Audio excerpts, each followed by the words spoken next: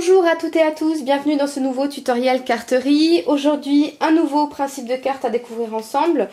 Principe de carte qui va consister ici en mettre en avant un motif que vous aurez tamponné ou imprimé selon les motifs que vous avez à votre disposition.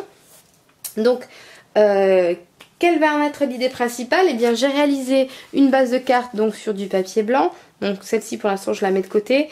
Vous le savez, j'aime bien travailler sur des devants de cartes qu'après je viens positionner sur ma carte. Ça évite en cas de changement d'idée ou surtout en cas de loupé d'avoir tout à refaire.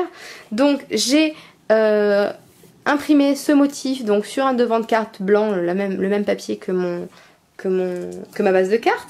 J'ai découpé aux mêmes dimensions que cet encart-ci dans du basil jaune, eh bien, un rectangle. Et je suis venue réimprimer les deux fleurs aux mêmes dimensions que celles qui sont ici, puisque l'idée ça va être de venir les superposer sur le motif déjà préimprimé.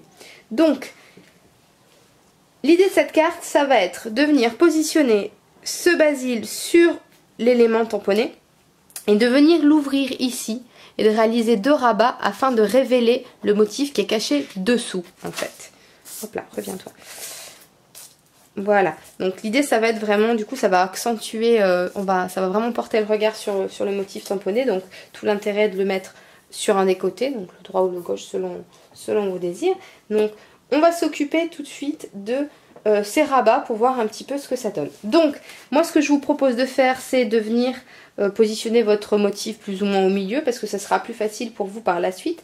Donc ce que je vais venir faire c'est que je vais retourner mon papier basil et je vais venir trouver plus ou moins, enfin même pas plus ou moins, je vais venir trouver le centre de mon encart.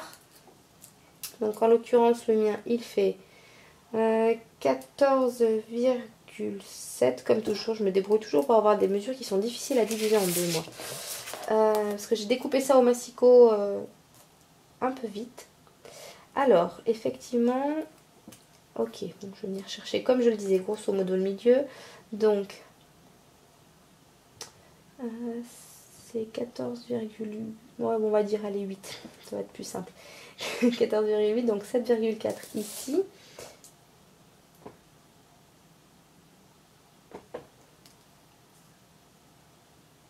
Voilà, je viens tracer légèrement en appuyant à peine la ligne médiane sur mon papier et ce que je vais venir faire c'est que je vais venir découper au cutter un axe qui bien sûr n'ira pas jusqu'au bout de la carte. Alors à vous de voir à peu près, donc mon dessin arrive à peu près jusqu'à ici, donc il ne faut pas que j'ai une ouverture qui aille trop loin non plus, mais il ne faut pas qu'elle soit trop rapprochée pour que les rabats s'ouvrent suffisamment pour révéler correctement le motif. Donc ce que je vais faire c'est que je vais venir à peu près, alors pas exactement au milieu, je vais aller un tout petit peu plus loin, on va aller vers, allez, ici on va dire. Donc je me munis d'un cutter et je vais venir ouvrir ma carte en pensant bien que là, attention, mon motif est, enfin mon papier est à l'envers. Donc vu que cette partie là je la veux plus évidente, en fait il faut que je la reporte ici. Puisque quand je vais retourner le papier, c'est celle qui se retrouvera sur la gauche. Donc je me suis trompée en mesurant. Donc on va dire à peu près, allez grosso modo ici, voilà. Donc je viens découper le long du trait que j'ai tracé. Donc j'ai une découpe bien nette. Une fois que j'ai fait ceci, et bien tout simplement je viens plier délicatement. Enfin d'abord je vais venir gommer déjà mes traits de crayon qui sont à l'arrière. Hop, voilà. On va avoir un travail plus propre. Et je vais venir replier délicatement, petit à petit, pour éviter que le pli soit trop marqué et pas très joli. Je fais ça doucement et je viens ramener mon rabat, sachant que comme guide il faut que vous utilisiez le coin inférieur qui est ici, puisque là il va falloir que ça fasse un angle droit. Donc si vous voulez être sûr d'avoir un joli pliage, moi ce que je vous conseille de faire, si vous avez une planche comme celle-ci par exemple, hop, je vais faire un peu de place. Voilà, moi j'ai celle-ci. Alors je l'ai présentée, celle-ci c'est le scorer trimmer, hein. Je l'ai présentée dans la section outillage.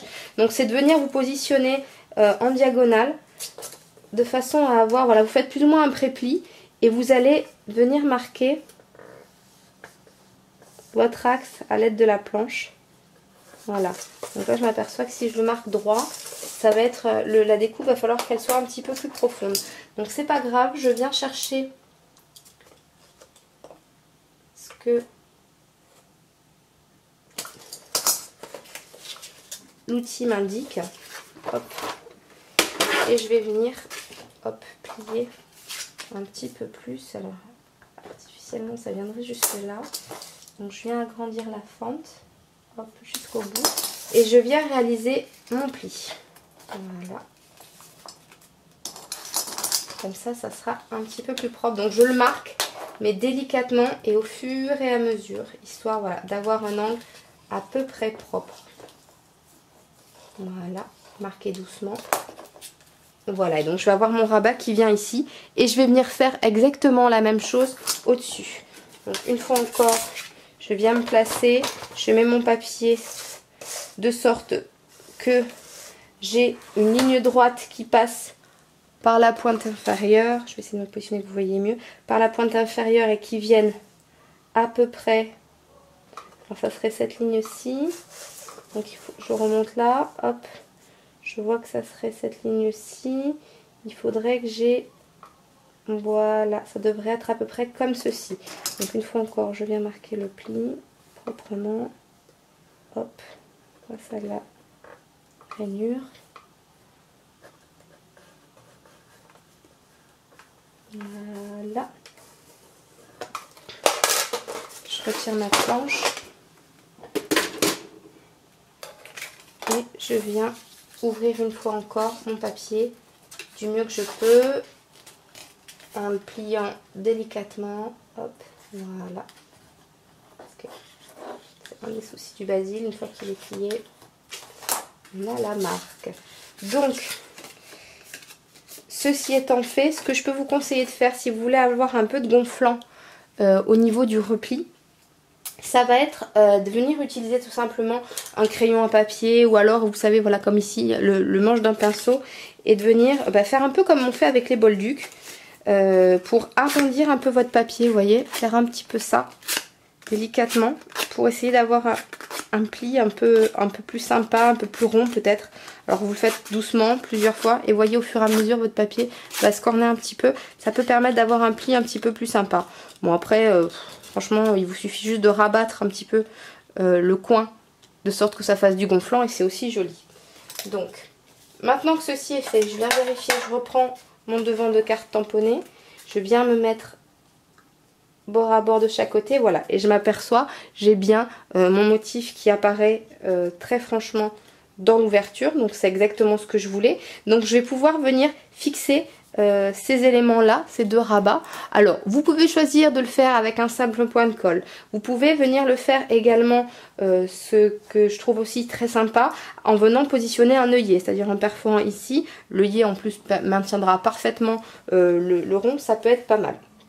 Donc moi, comment je vais faire pour celle-ci, je sais pas trop encore.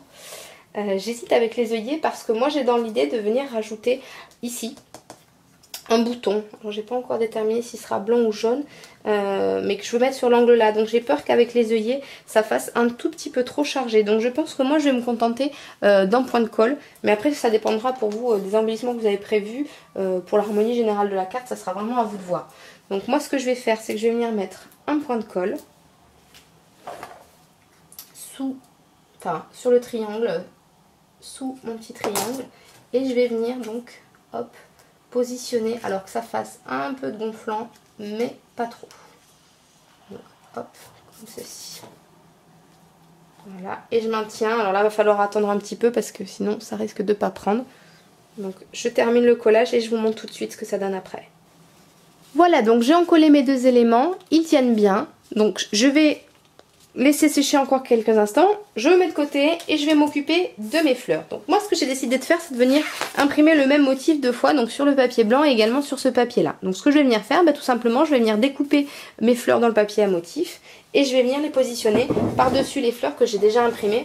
Alors vous me direz pourquoi imprimer deux fois, j'aurais pu imprimer une fois directement.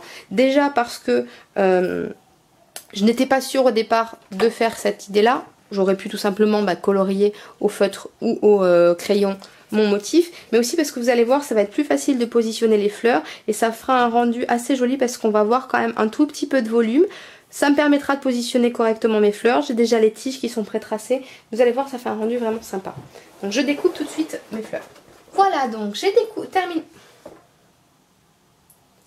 Voilà, donc j'ai terminé ma découpe et je vais maintenant venir positionner donc mes fleurs tamponnées dans le papier à motif sur leur petite sœur tamponnée en noir et blanc. Alors vous pouvez décider de coller vraiment en aplanissant le tout pour ne pas qu'on voit qu'il y a un double tamponnage, mais vous pouvez aussi laisser un petit peu apparaître celui-ci en mettant un point de colle au centre de la fleur, mais en n'en collant pas complètement sur l'intégralité du motif. C'est ce que moi je vais faire tout de suite.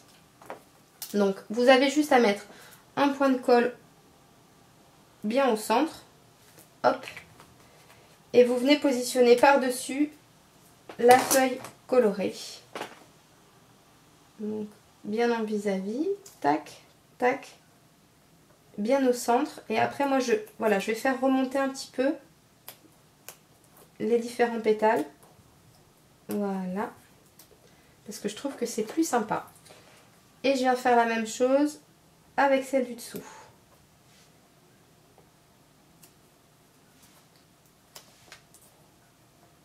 Hop là. Alors après, vous pouvez faire rebiquer les pétales une fois que c'est bien collé. Hein. Voilà. Et vous voyez, ça donne un petit effet.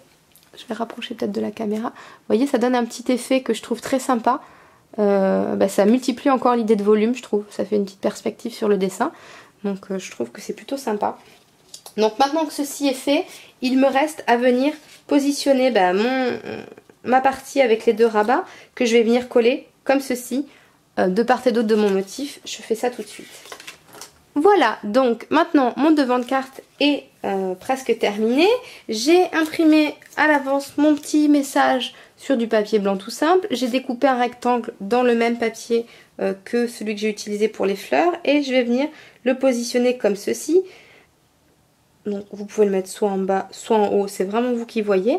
Donc je vais venir le positionner en utilisant une mousse 3D sur le côté droit, puisque comme vous avez du relief, je vais pas pouvoir le mettre à plat, sinon ça sera tordu. Donc je vais venir mettre de la colle ici et une mousse 3D ici. Donc d'abord je vais venir déjà positionner mon message directement sur le rectangle. Voilà, moi je préfère comme ça. Et je coupe l'excédent.